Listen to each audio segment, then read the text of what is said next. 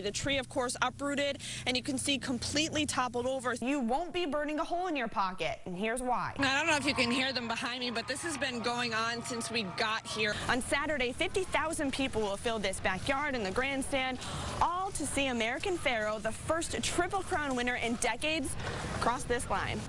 Of Common Core have been a hot button issue for a few years. Unfortunately, Lydia, that answer is no. In fact, we caught up with a couple who says they're out $300 because of these fake tickets. The Albany Police Department's newest members not patrolling the streets of Albany, but the halls of Albany Medical Center. He was moved out of the ICU just a little while ago, so some good news there. I'm told it was their brazen escape and their criminal history that got these two added to the 15 most wanted list. All of this happening as the search for David Sweat continues. They were pronounced dead shortly after they arrived at the hospital. The good news is we weren't able to find any, but law enforcement officials again say it's only a matter of time before these cell phone cases spill into the capital region. He says the suspect was driving, turned onto Waldorf Place, realized it was a dead end, got out and fled on foot right into this cemetery. These are the stories that always get to me. As she wasn't happy about finding them mixed in with the costumes and the candy. We know that the suspect who is responsible for shooting those officers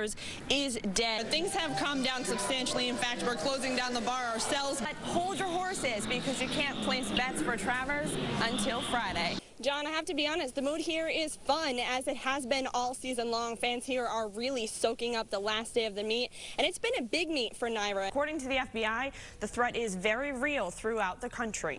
Beaming with pride and watching the night sky light up. Just to give you an example, I'm 5'7". If you can see this tree root behind me, it is towering over me. So again, David Sweat is still on the run. Police saying that there are several leads, but no confirmed sightings. Deputy U.S. Marshal William O'Toole says no one can predict when these two felons will be caught, but says now that they're on the 15 most wanted list, it ups the ante for their capture. These two definitely fit, a top 15 most wanted program. Richard Matt and David Sweat now added to the U.S. Marshal's 15 most wanted fugitives list. Deputy U.S. Marshal William O'Toole says it's not only their criminal history that earned them a spot on the wall. What got them onto the list is obviously the escape. A brazen escape attempt out of there, as the stories come out more and more with the drills, digging out through their cells, the dummies in the beds, everything like that. So what does this mean? Will it change the way the criminals are searched for? No, because we're still going to go after them. We're still, assisting the state police and the local authorities up there in any way we can. This just kind of gives us more tools. It puts out more of a media awareness of these two. It's going to up the amount of reward money that we can make available to somebody providing a tip regarding their whereabouts. The reward up to $25,000. And now that these dangerous criminals are added to the worst of the worst list, they won't come off until they're captured, deceased, or a director orders them off. Being on this list just kind of ups the ante a little bit? Yes, exactly. It makes them, our top priority, to apprehend these guys, to assist the state police in their apprehension. Now, there is no ranking to this 15 most wanted list. It just means that they are and will remain a top priority. Live in Albany, Nicole Hart, News 10 ABC. Trishan, I don't know if you can hear them behind me, but this has been going on since we got here. What a day it has been up here in the North Country. As you said, David Sweat has been captured in all communities from here in Dannemora, stretching all the way to the town of Constable, where David Sweat was captured. They are all breathing a huge sigh of relief tonight. Well, we are here with good news. As I'm sure you've heard already, the nightmare is finally over. And if you were writing a movie plot, they would say that this was overdone.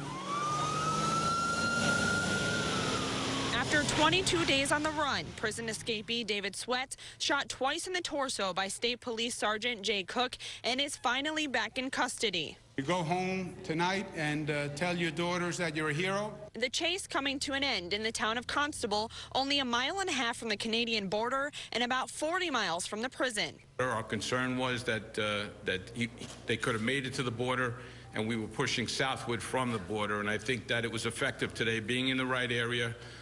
Where Sweat was, I can only assume he was going for the border, that he was that close. And we couldn't be happier that we were able to apprehend him and not lose him. It's been a long 3 weeks. A long 3 weeks for everyone involved. Let's give a big round of applause to the men and women of law enforcement who have done a great job.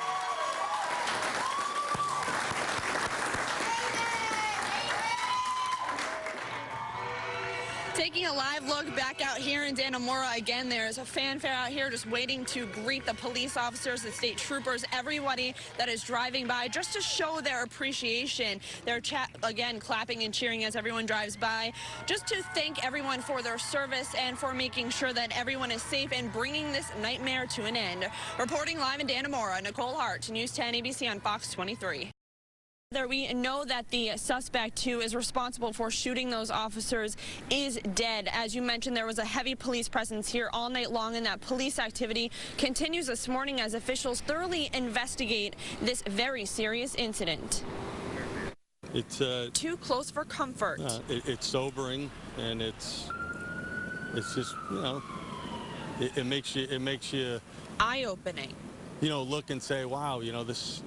You don't think that this is going to happen. I mean, you know that it can happen every day when you go out there and you put the uniform on, you strap your equipment on, but you know, you just don't think that it's going to happen. 2 Troy police officers shot on duty in the Collar City. Flashing lights lighting up the night sky as patrol cars and caution tape line the streets. Officers from Troy and other agencies investigate this incident involving their own. Officer Joshua Comatel, who's a 7-year veteran of the department, was shot in both legs. The other officer is Officer Chad Klein, and he is a 10-year veteran. Klein, also a war veteran, shot in the shoulder. The injuries, you know, are definitely serious. You guys move. Back up. Back up, please.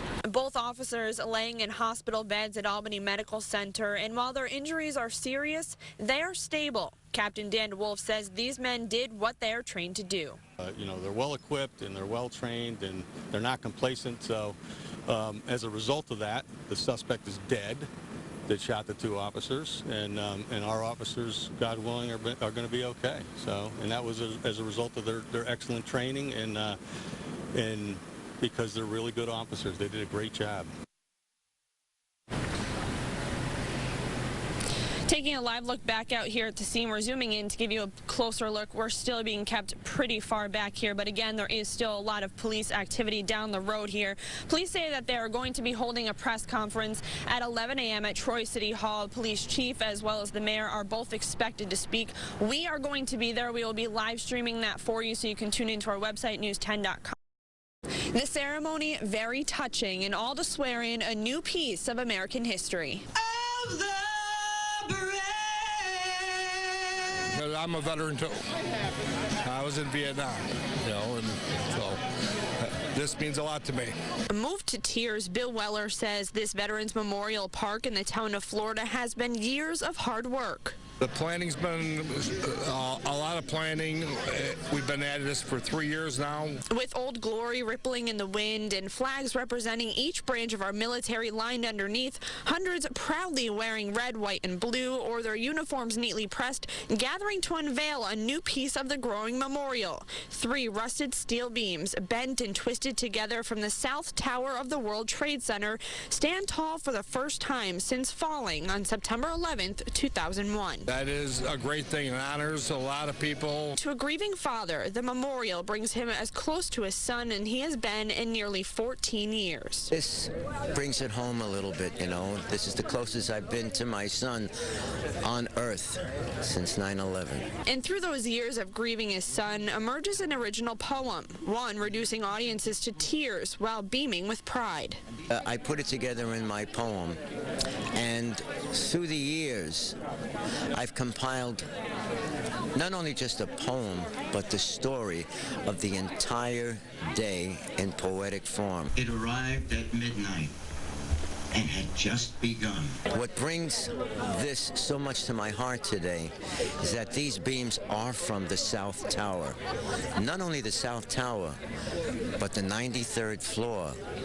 My son was on the 92nd floor. And to remember all men and women who have given the ultimate sacrifice, the 21-gun salute, followed by one lone man in his trumpet playing the familiar tones of taps,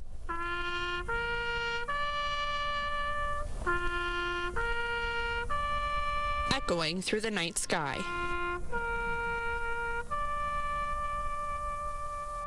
And the beams aren't the last thing to be added. I'm told the committee who works on this park plans to bring in a new piece each year. Reporting in the town of Florida, Nicole Hart, News 10 ABC.